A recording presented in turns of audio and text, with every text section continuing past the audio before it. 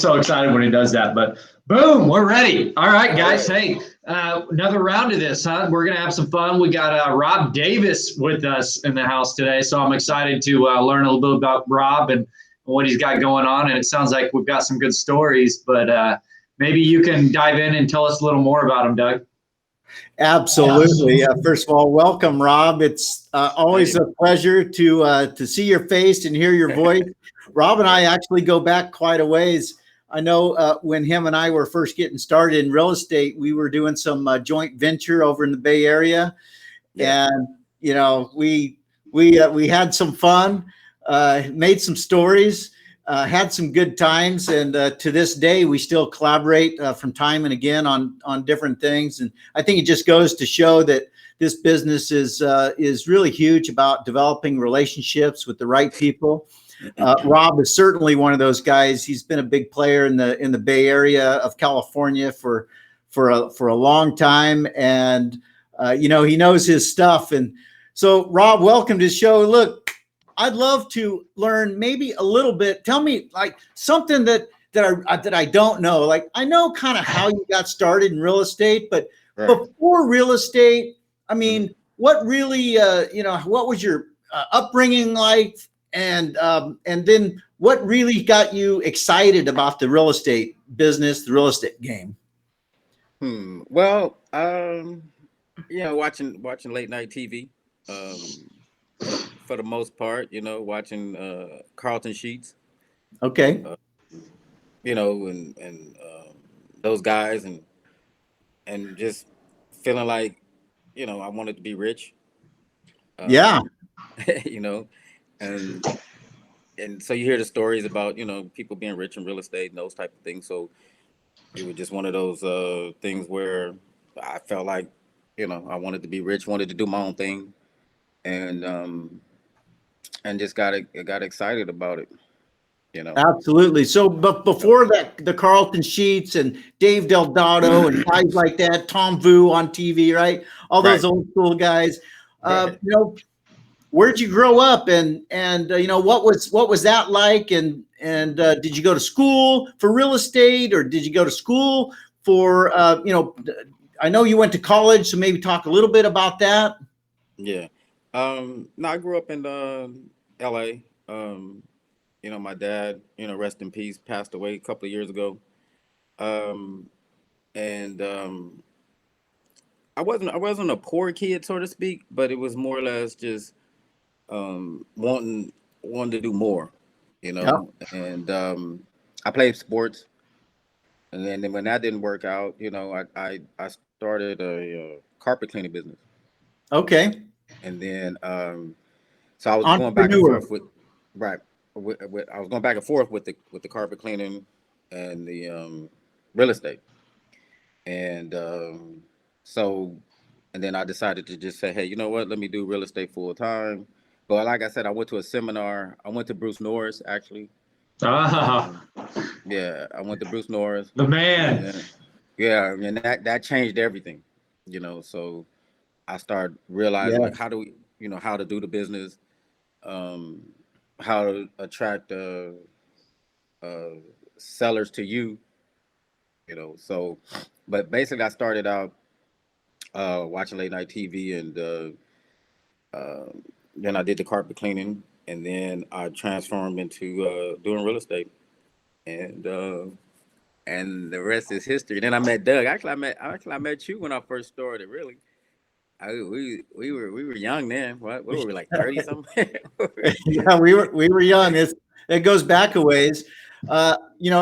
Similar. I was watching guys on television. Of course, there was Carlton Sheets. You saw Right, Tom Vu, Dave Delgado, right, and I think one of the guys that first got me excited was a guy that wrote the book Nothing Down. right. Exactly. So I'm And struggling for his name right now, which is terrible because the guy was really, really good and had some great material. And his name will right. come to me in a minute. But yeah, so got excited. Sounds like you saw that all these people from different walks of life were, were uh, participating in real estate. They were taking control over their own life outside of just a regular 9 to 5, and they were building wealth, right? Yep.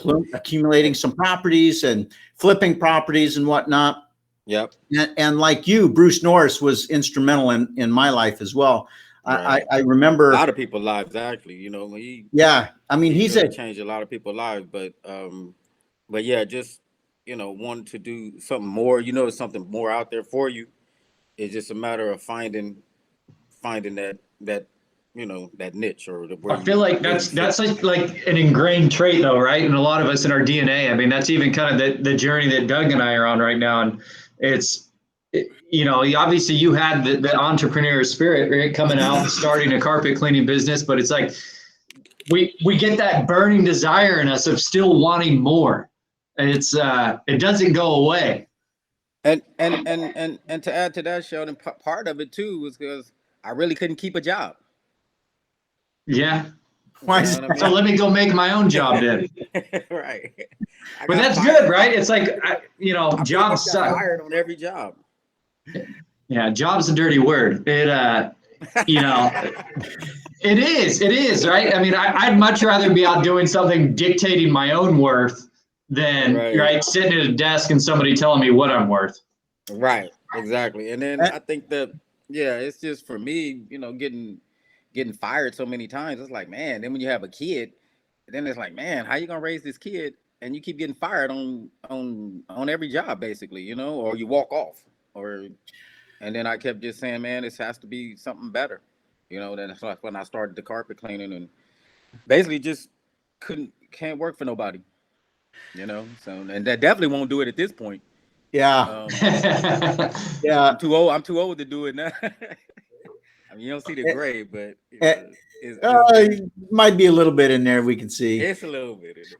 But I think to add to Rob's story a little bit is I know, prior to him getting out of college, he said he did some sports. Well, Rob was pretty darn excellent at football and was, he was a football star there for a minute in college.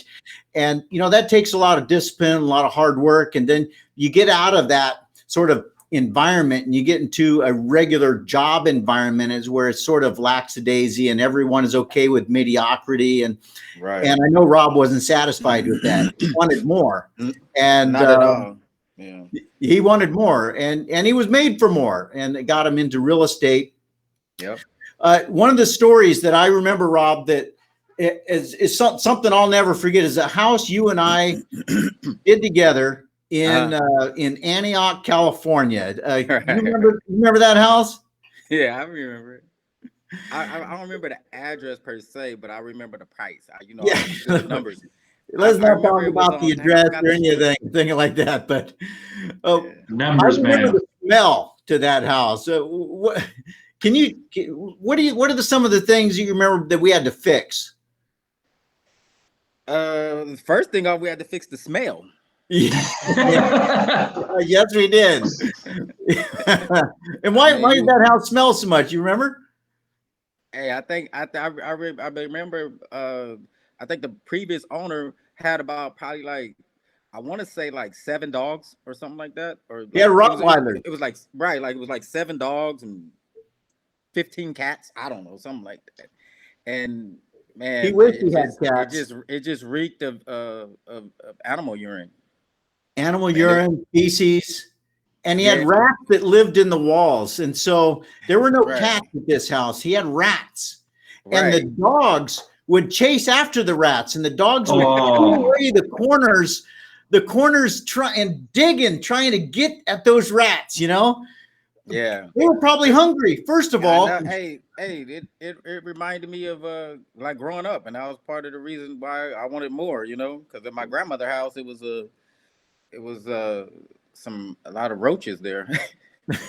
Yeah. So this house, it was incredible because the dogs lived in there. I think he probably took like a big bag of dog food and probably poured it on the floor for his dogs to eat. And the guy, I don't remember, it was something like he was like a long haul trucker or something like that. He was gone for days, and so the Yeah. dog would be in the house Something like for that, right? Ooh. maybe a week at a time before he would get home. Right. And of course they've got to do their business, right? They're Of course. peeing, they're pooping everywhere. Absolutely.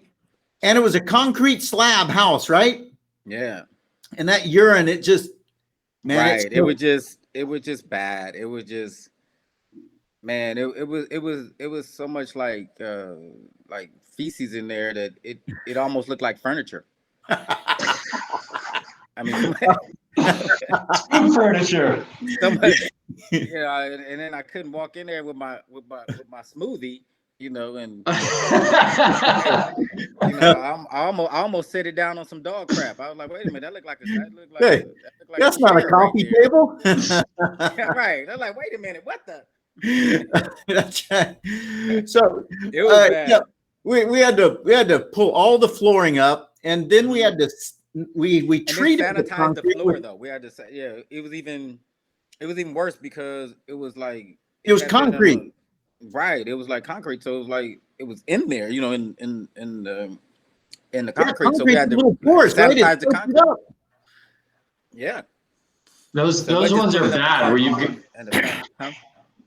yeah, those ones are bad where you've got to, we've had them where we've had to like just bleach the concrete just to Yep. try and get that smell out. Yeah. Bleached it, treated it. Right. And then you can't put nothing back there for a while because you got to wait till it see what it does.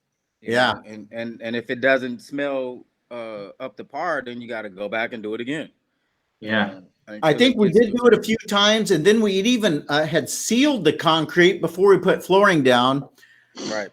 At one point in time, we ended up taking the countertop off of the cabinets in the kitchen, Right. and you know how in the corners there's like a little false area, little, I don't know what you call that little spot, like a false corner, but there were no drawers and whatnot. And what we Right. found in there was insulation from the walls, and it was basically a lot of nesting that was going on Right. From the rats, right? From the rats. right. Yeah, the rats were. Yeah, it was pretty bad. I mean that was one of the worst, especially starting out. You know that was pretty bad. Yeah. But you know, you handled it like a soldier. So you know you made me calm about it. Really, you were like, it's okay. I've dealt with rat crap before. Yeah, we just go through, we start, you know, fixing all the problems. Yeah. And we did, you know, made money on the house. Yeah. You know, I can like tell you though, 50,000 or something.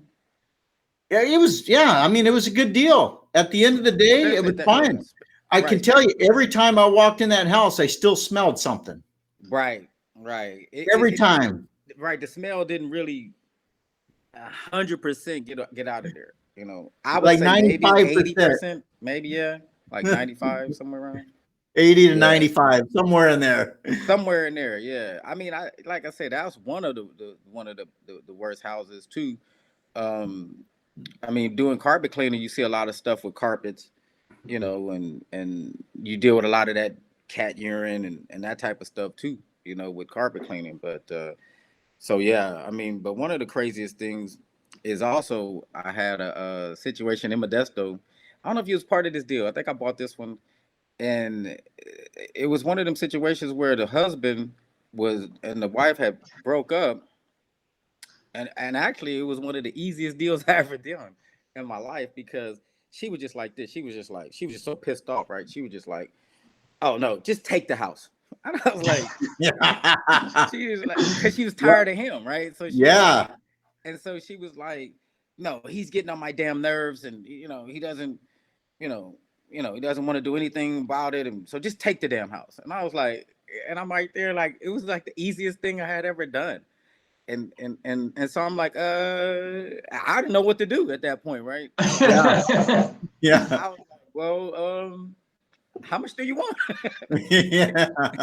And she said, give me one. And at that time, it was like, she said, just give me 130 and you could just take it. And I'm tired of dealing with his ass and, all these types of things. And I was like, thank you. Like, this was like, Yeah. easiest deal I'd ever done, right? Right. And so, oh man, and so they were bickering, back and forth, and so it was just that was one of the easiest deals I had ever done. She was just like, take it, and I was like, this, okay, sign right here. I had the contract ready. I was Yeah. like, sign So right here. you had the paperwork with you. Right. Hold on a second. And I popped the paperwork out my back pocket. It was like, here you go, sign right here. Oh no, not there, here. Yeah. We want to make sure we okay. And that was one of the easiest deals, Megan, I had ever had. So how did you find that? Was it did you send them a postcard, a letter, or did they just find you because you've got a website, you're out in the marketplace, someone you Yeah, knew? that one I think I want to say I sent a postcard to. Okay. Yeah, that was one of the ones I sent the postcard to because that was actually that was an absentee owner.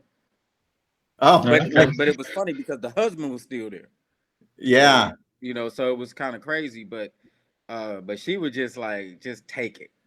So I was like, wow. I was like, and then when you see deals like that happen, and I think you and I think I got spoiled really early on because I had a good contractor, and then when he left, then I started doing, trying to find right contractors and stuff like that. But I think I got spoiled early on in the business because I had a good contractor. You had a good crew. Right, early Yeah. on, and that's key. Yeah. You have to have a good contractor because you know you just do. You have to have a good contractor because you can't just pick anyone, right? Or you can't just give them an open checkbook or anything like that. So you have to have a good crew. And, With a lot of people and that's a coming good up team. I know you had a good title people, right? at You that had time. Yeah, agents that would help you find deals. You did your own marketing for deals. You had right, contractors lined up, right. and occasionally, when Rob had a lot of deals, Yeah, he would call some of his friends to and allow them to participate in the deals that he had going, which is how him and I met. right. But Um, I never knew how to wholesale though. Remember I started out like basically like we started out rehabbing. yeah. We didn't, I didn't know any other way to do it.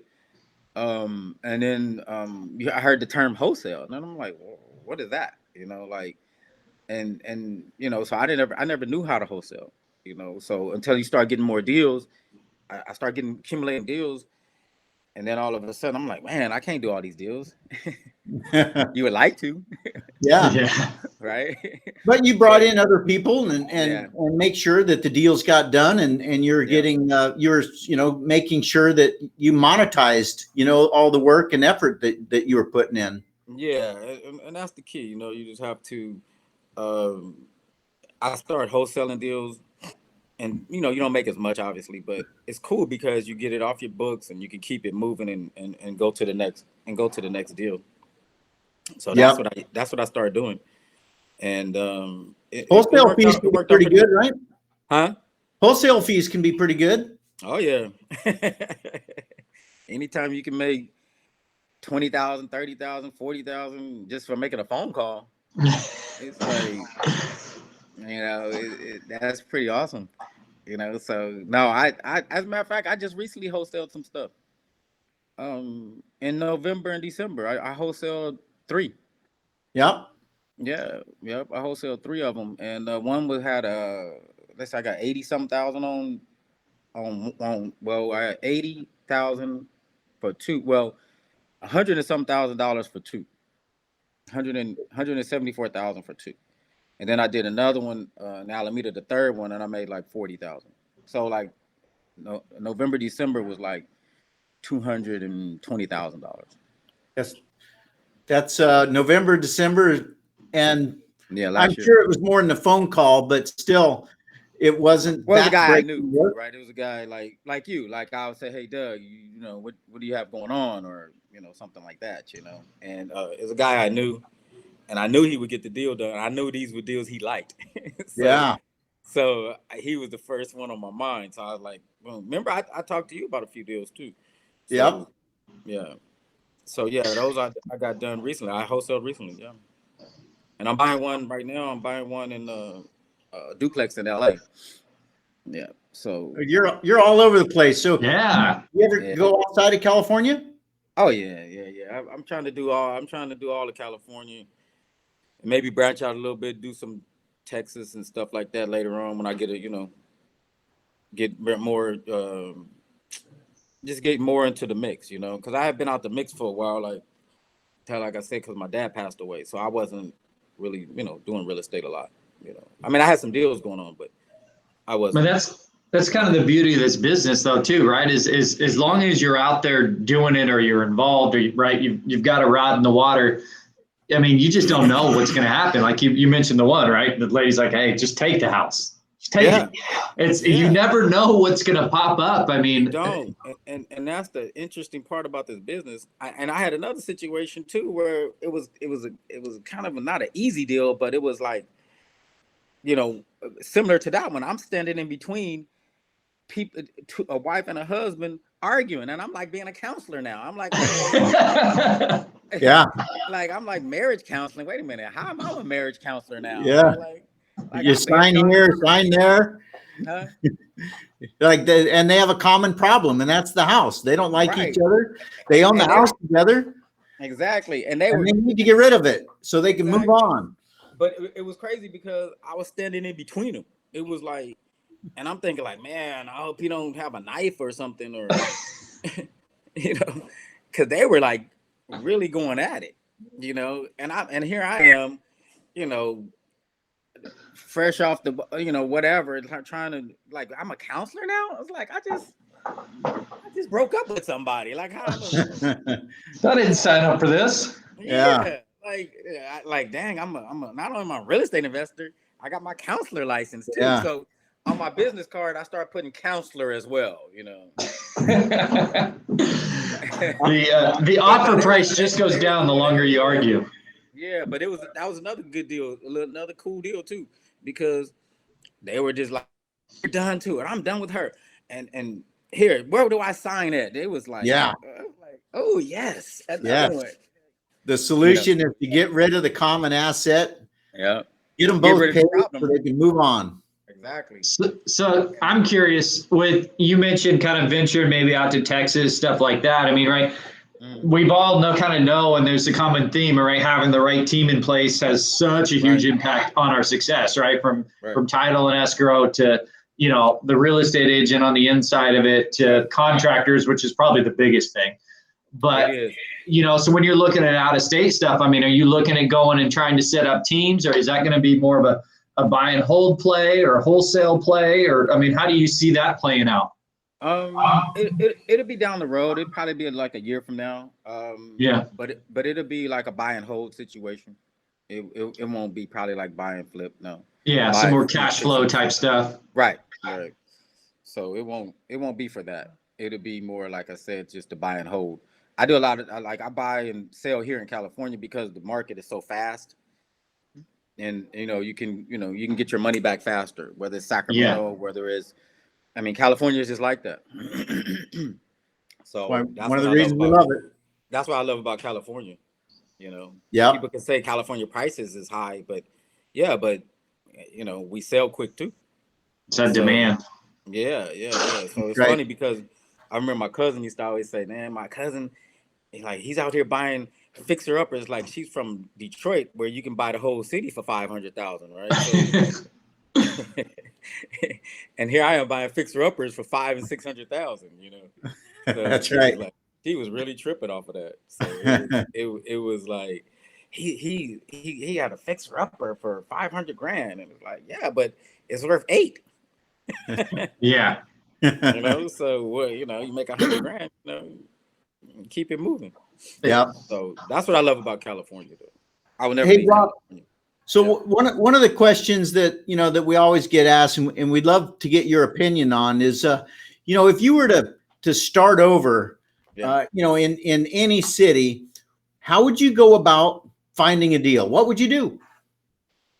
If I had to start over, and knowing what I know, I think the first step I would take just like I was telling some people, they was asking me the other day, like I said, well, just start with your local realtor and see if you can, um, and try to connect with a realtor that understands investors, that understands, fixer upper stuff. I think I would start with that first. Okay. If that's the route I would go first. Let's say if I went to Texas or Vegas or something like that, I would start with a realtor, and Okay. then take it from there. And then Awesome. if I had to start over, that's what I tell people to start out first. Try to find a realtor that works with investors, that So start understand building your team. right, and understand how we operate, because a lot of realtors don't like working with investors That's because true. because we, I mean, I It's understand work. you guys Yeah. have your license as well. So, but a lot of times people don't like working with us because we're like, nah, those numbers don't work. Right. Or we look at 100 before we get one. You Right. need the price to be right.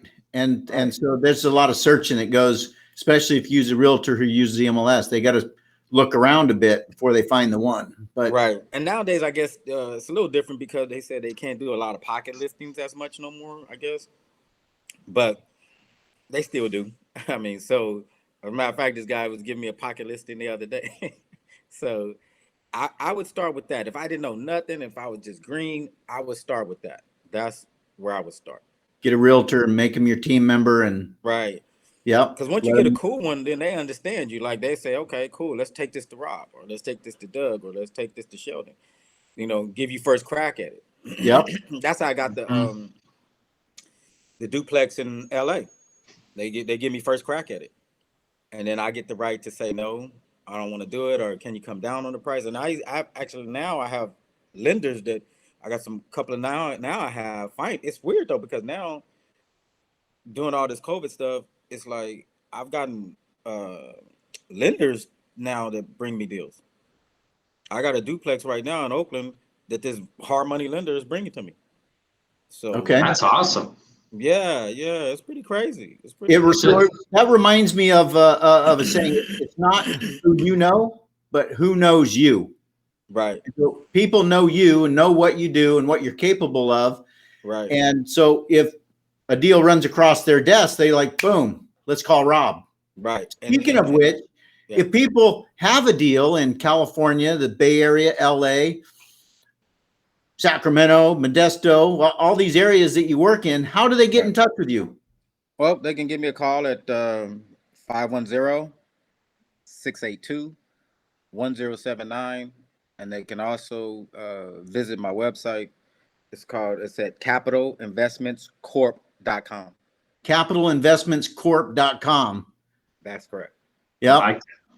Yep. So if anyone's interested in picking Rob's brain, or if they've got a deal that they think Rob might be interested in, give him a call, go to his website, find his contact information. Yeah. My direct number is 510-682-1079. That's the direct number. You can catch me directly from that number. So awesome. That's fantastic. I dig it. Yeah. Well, awesome. Rob, really appreciate your time today. Good information. Love the stories. Like I started this, it's always good to hear your voice. And I look forward to hearing more stories in the future. No problem. Me too. No problem. Yeah, I always wish you the best, man. You too. And I appreciate you, having, thinking about me, having me on.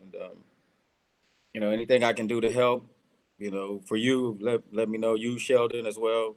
I appreciate it. Yeah, let me know. Whatever we can do to make it happen. Love it. I'm there. Let's go get some deals, boys. All right. Let's do it.